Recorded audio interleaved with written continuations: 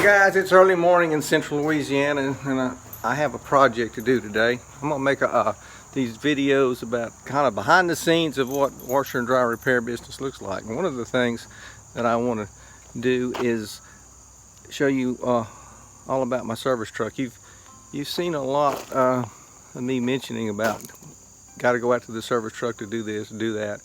Well, this is my service truck. And today I've been neglecting it. It needs to be washed and cleaned up. And I'm going to give you a tour of what's inside it. But first let me get it over here to the concrete. Okay, we're going to move it over here and come on, Wally. Yeah, let me tell you about this guy. This guy's name is Wally. This is my wife's lab. Come here. Sit. Sit. Come on, sit. And he doesn't bite. Okay, sit. Okay, stay. Anyway, I'll tell you the story about him. My wife had a lab puppy, a black lab puppy that she raised, and he was still a young juvenile like this one. And I was playing with him one evening out here and throwing his ball, and I had to go to the shop for some reason, and I got in my truck and left. And unbeknownst to me, that puppy followed me down the driveway and got hit on the road and killed. And I'm telling you guys, that woman cried and cried and cried. If she cries that much at my funeral, I'll be surprised. But she loved that dog. And this dog,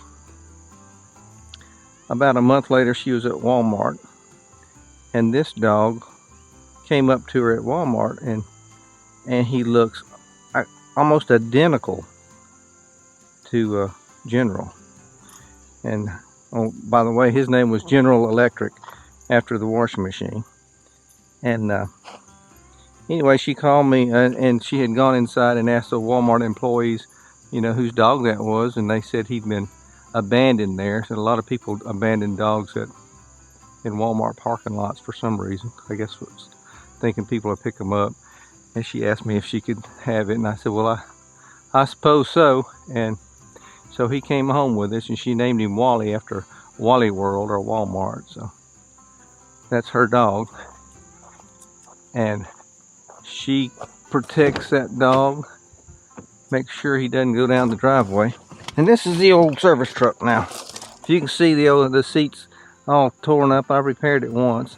The missus has some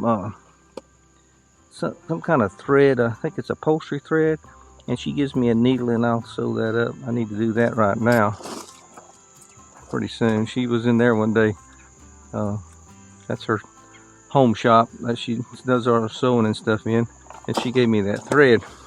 Now this truck has been with me for a while now. I bought it in 2009, and I taught my boys how to drive in this truck. And it's got quite a few miles on it, but I wore a hole in the console here, and I put a little piece of naga hide on it. I've never seen a naga, but I tell you what, there must be a lot of them skint because the stuff is everywhere.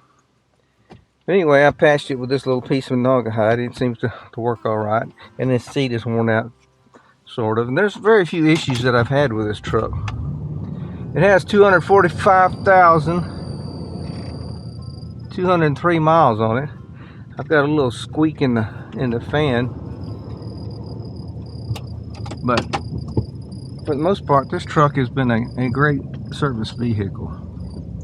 And a lot of people they probably wouldn't choose a pickup truck for a service vehicle.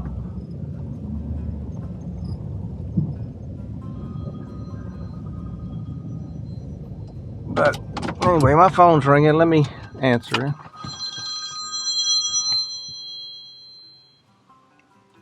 Harper, Knowles. Yes, sir.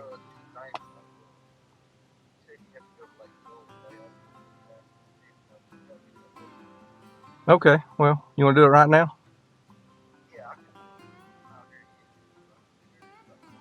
All right, give me a call when you get to like the Pentecostal church or something. All right, bye-bye.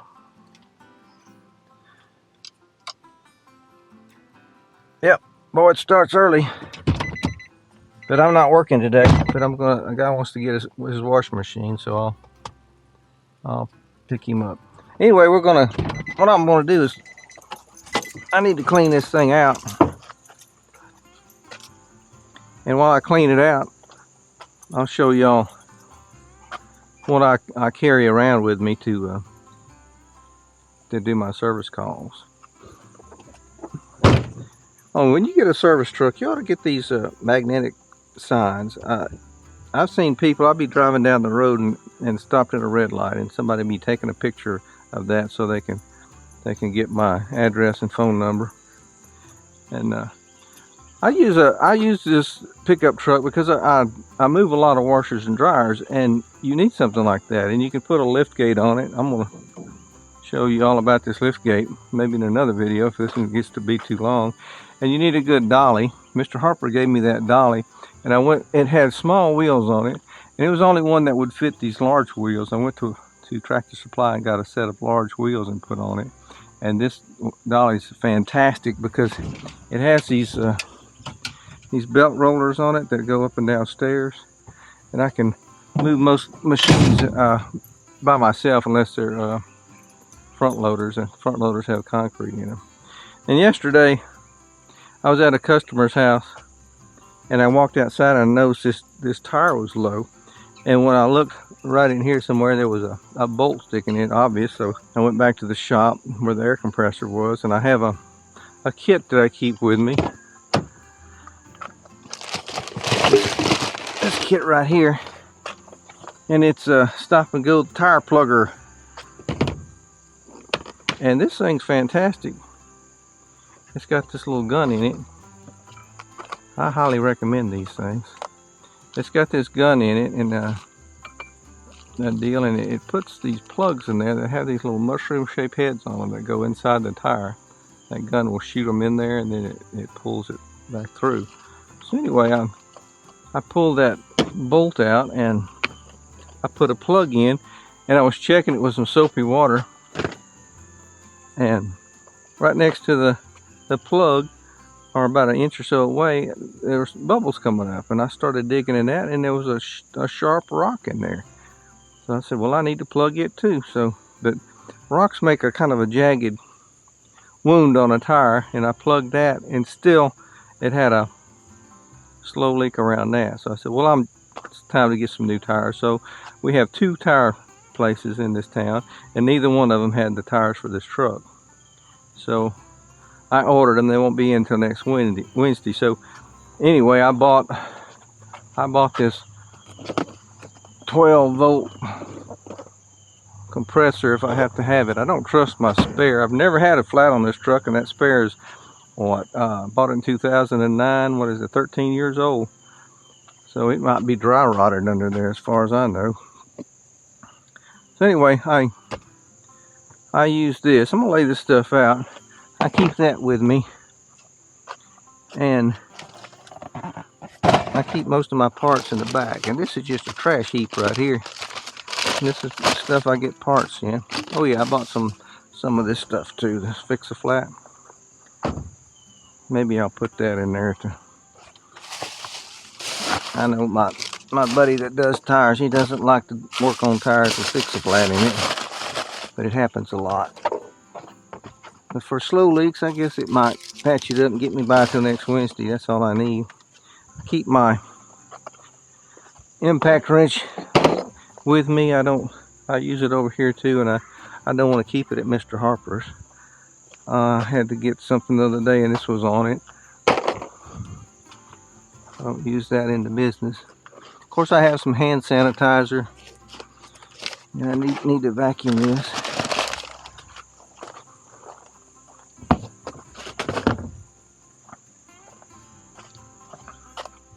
And this is the case where I put a lot of my parts. So here I've got these jumper wires and the wire nuts that go with them. These are the ones I use most often. On a lot of dryers, you'll find these. The wire on the element has melted out and shorted, and you'll have to put a jumper wire like this to repair it. I get about $15 for that repair. I keep an assortment of new lid switches. Put that one there because it won't fit close. And I've got this one lid switch that you find on older machines is in here. And this door switch for dryers, I keep an assortment of those. I need to reorder those, I guess. Of course, I have thermostats, and I have the whole kit here for an LG dryer. I had this switch the other day. I needed, so I put it in there. I keep it with me. Here's some GE lid switches, some agitator cams or dogs. I use these a lot. Here's some funky looking thermal fuses. Goes on different style dryers. There's a lot of money in these boxes because, you know, I try to buy a lot of stuff in bulk. I've got a lot of high limit thermal fuses. Here are some obscure or older thermostats because sometimes I'll need them in the field, and if I can't put a new one on, I'll sell them a used part. I keep a lot of these. These things are, you know, they blow a lot. I don't know what you in your area get for these, but these on the what we in the industry call the suggested retail price for service technicians. This goes for $20 in my area, and these are about $20, $24 a piece too. These are GE thermal fuses. Anyway, this is a lot of money in these boxes if you think about it. You have your service call plus your part. And one of my videos I'll go over is how I determine how I price the parts. I use the suggested retail price for service technicians. This is a thing I'll have a project going at my new shop in town, and I needed this, so that's what I bought. But these are handy storage things for small parts that I use often. So I really need to wash this truck. I'm going to scrub it down, but I'm not going to burden y'all with me scrubbing it down. But I'm going to take these parts out and show you what I carry with me. And look at the chaos back here. So I get new parts in, and I usually wind up throwing them back here. And this is not the best way to organize your truck. That's why I have to clean it out periodically. And try to put stuff where I know I can find it. But every part in here has a function, and it's really not a good idea to get off 30 miles away and not have the part you need. Have to make 2 trips. Hey, this is the one I take with me on service calls. I've got just about everything I need in here, and of course I get the old parts and they get dumped in my toolbox. Now let me have a come to meeting with you. This old boy here, he's a good dog, but he likes to chew on stuff. I've had to tolerate him on account of the missus likes him a lot more than she does me. I think right here I've got some more leads for my multimeter. I have some drill bits and some zip ties. I keep a box here to keep elements in. I need to really clean this out. This box is torn up. From day to day, you get all kinds of stuff in a truck. So anyway, I'm gonna put the elements here. Okay, I had to go to the shop, meet that man. Anyway, in this box I keep an assortment of elements. I need to gather all them together.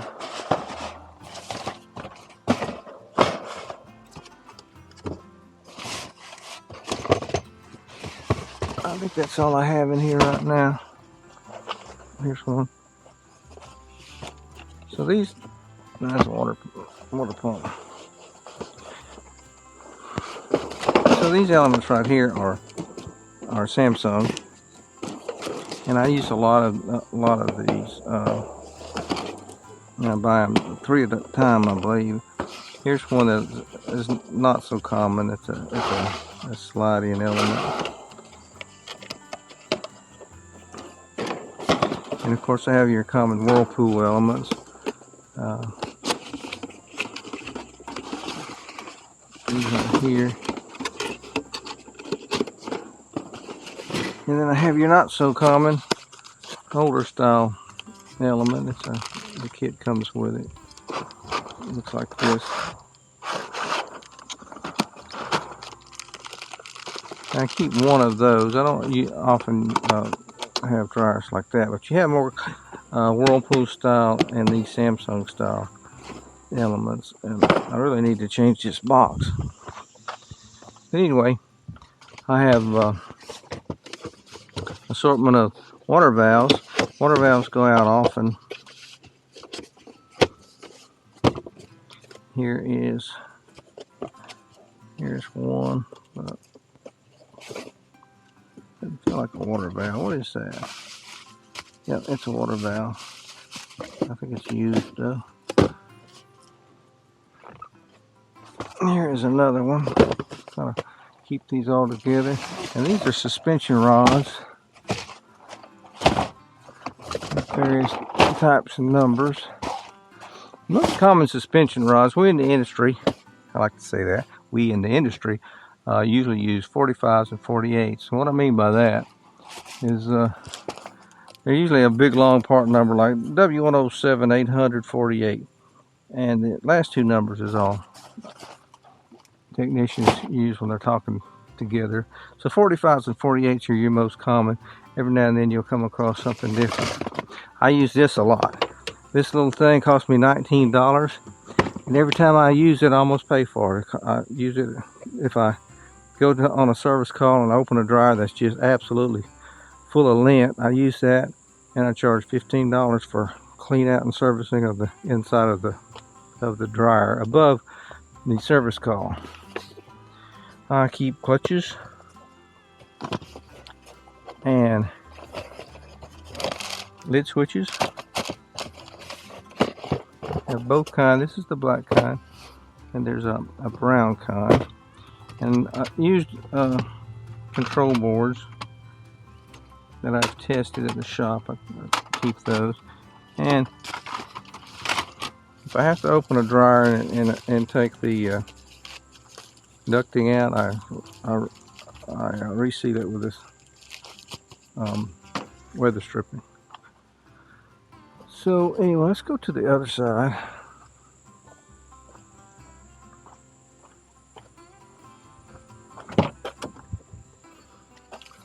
Alright, here's another lid switch. It's the brown variety. And what we have here, water pump, whirlpool type style water pump, and a variety of belts. And right here I keep a variety of belts. Most of my 341, 241s, which are whirlpools, I keep there, and these are mostly GEs and Samsungs over here. Here again is another water valve. A lot of times you'll order these water valves, and this is uncommon. Most of the time there's a different connector on here, but if you have this water valve and this is the only one you have, you can unplug these leads right here and use the leads that are on the machine itself, and it will function the same as these. And you can get this type for about $29, I think. And the other one, something like $45 or so. This is a water pump, and I have a lot of used water valves because some people don't want to spend a whole lot of money on water valves. They just keep going up and going up and going up. And I have a lot of used ones, and I sell them for half price. And I give my customers that option if they don't, if they don't appear to have the wherewithal to spend a lot of money on a repair. Try to help them out. And this is a lid switch for a Whirlpool. Here's another lid switch. This one's used, but functional. Trying to keep all my lid switches right in here, so I'm going to need to move those. Now this stuff, and this is probably a switch. Yeah, this is a switch for a G dryer. Yeah, here's some of those things. Here's the type of water valves you can use, and you can use this little jumper here to change this type plug to this type plug. What they need to make is a dongle that'll change this plug into this plug. And I keep a bunch of old switches in here. This right here, I would probably rarely use down here in the south. We don't use a lot of gas dryers, but this is a gas dryer rebuild kit. It's got I don't want to open that. It's got all the parts in it to rebuild a gas dryer. And here's another washer pump. And I have a variety of washer pumps. I have a dryer motor test cord. Keep those right in there. Look at here. Got another dryer motor test cord, and I have a washing machine motor test cord. But I try to keep my water pumps right there, and my miscellaneous stuff. Most of this stuff right in here I use often. It's going to be idler pulleys. Here's some coils for a gas dryer. I usually keep most of my gas dryer stuff. I've got idler pulleys for every type of machine in this box here, and I have a couple of shift actuators of both colors. Two of those. I've got some loose. I need to put those in my box up here. I have some elements here that are loose. Now, if I don't have an element, and I can come get one of these and restring it. I've got a commercial. Here's another element type of GE, and this is a commercial clutch pads for a washing machine. These are handy if you have somebody that keeps stripping out clutches. Put one of those on it. A variety of knobs, common knobs that go out.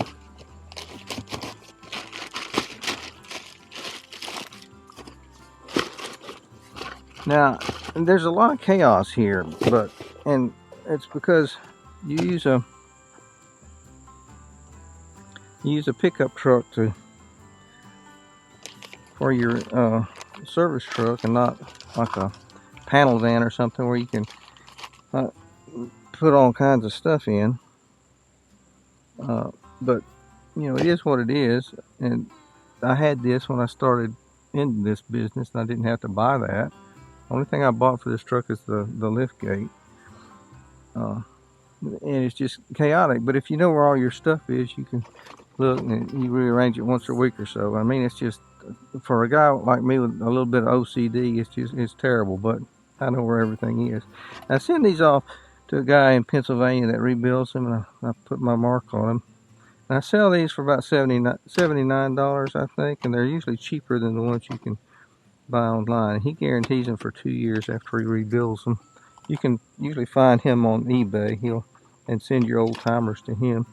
He's a great guy. His name's Lloyd, if you ever run into him. Anyway, that's what I keep in the truck, and I'm trying to arrange stuff. I was going to take it completely out, but that'd be too long for this video.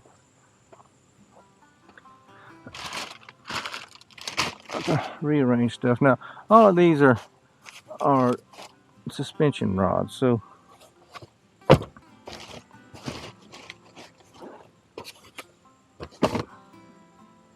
the suspension rods are sometimes they're a pain to change at people's houses, but I do it, especially if they don't have a place to.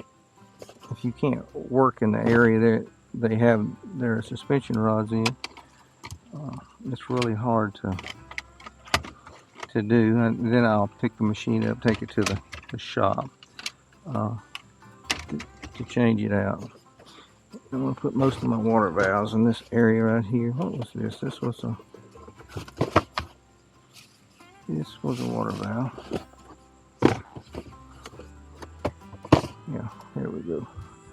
Now I'm going to I'll make another video on my tool boxes.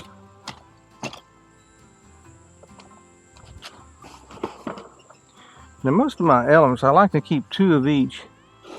At least the common kind. Sometimes I keep 3 of these Whirlpool style with me, and at least 2 of the Samsung style, because they are the most common to go out. And I got some shop rags here that I usually use them. I pull them from the center console. And this box here is usually one that I just keep an overflow of stuff in it. I need to remember to charge my drill battery. This is my wife's projects right now. There he is. And this dog and we didn't gee-haw at first. After about 12 pairs of shoes, we got along. He figured out what was his and what was mine. And now we get along pretty good. But before he figured out his boundaries, we didn't get along very well, did we? Did we? Come here. Sit. Sit. Sit. What's the matter with you? Sit down. You think I got a treat? All right, lay down. Lay down. All right, lay down. Hey, bang. You're supposed to die. Bang. There you go. Good boy. He's a good dog.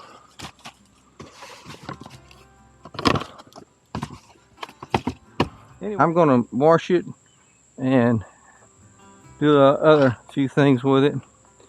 I was going to show you about this lift gate, this Tommy gate. If you in this business, you got to have a Tommy gate or a lift gate. This is the one for this truck, and I usually only put this thing here on one side, on this side where the controls are, and I leave it loose on this side because it's never coming open.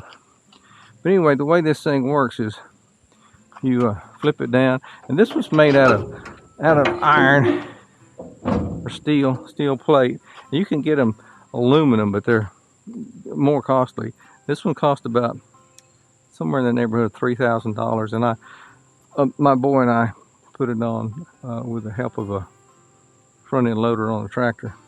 Anyway, here's the way this Tommy gate thing works. There's this button here. You push it on and you get one light on, and there's a hidden button in that triangle that says Tommy gate, and you have to push it twice, and now it's active, and you have an up and down switch. It goes down by gravity, and it comes up by electrical hydraulics, and it'll pick up most of the stuff you load. I close it. You would pull this up, take my pin out, lift the extension, and then when you pop it shut, it goes into place, and you do that. While I'm over on this side, what I want to do is put this fix-a-flat in here. I have that slow leak.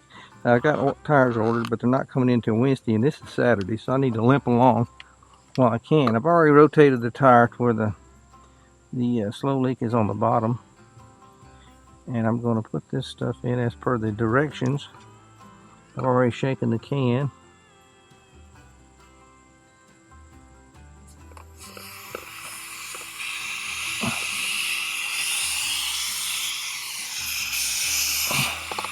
I don't think that should be leaking.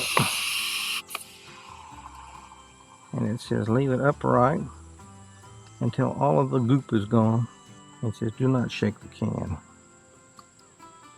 I don't know why. I don't see anything flowing. It's not flowing. You reckon it's got enough in it? Oh, that's nasty. Oh, come on now. So rotate the can. Okay, well, still got some of the stuff in it. Now I'm supposed to drive it 35 miles down the road. I'm gonna set this right over here. Also, I wanted to show you on this door, I keep these motor couplers. In here, this is really my desk, this console here, the one with the little piece of naugahyde on it. And I keep all my stuff in here. And I keep some extra pins and one of these stupid face mask things, the checkbooks, more sticky notes, box of envelopes. Yeah, there's a tool right there to open. It's kind of like a lockpick for coin-operated washing machines. And I have business cards, and of course I have some ibuprofen for when I strain my muscles, and also have a first aid kit. The only problem I've had with it is that I had to change the starter once in that whole 11 years.